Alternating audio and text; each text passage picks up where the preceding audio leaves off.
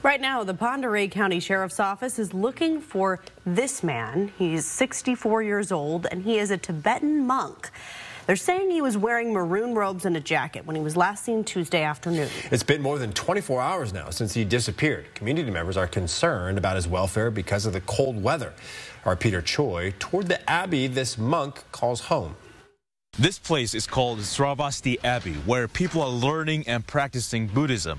I spoke with a Buddhist nun here, and she told me one of the instructors has been missing since Tuesday afternoon, and community members are desperately searching for this monk day and night. I mean, we're all surprised. We're all very concerned. Senior Buddhist nun Tutum Chini says a 64-year-old Tibetan monk, Dradhul Namgyal, is a great instructor for residents. He's a wonderful scholar, a wonderful teacher, an excellent practitioner. She says he left for a walk after lunch Tuesday afternoon, and he didn't come back for the evening meeting.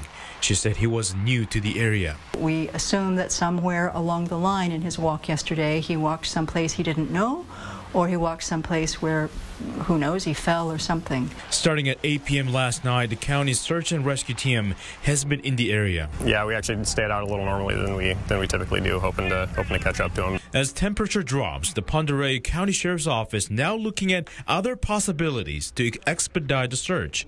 Crews are expanding the search area with more volunteers. I believe 3 thermal-equipped drones flying the area right now. Got search and rescue teams checking the area. The Sheriff's Office asking the public for help. Contact them with any information on his whereabouts. Doing our own practice, we are doing our own prayers, we are hoping certainly and trusting that Geshe himself has a very strong and stable mind, and we'll see what happens. Reporting near Newport, Peter Choi, 4 News Now.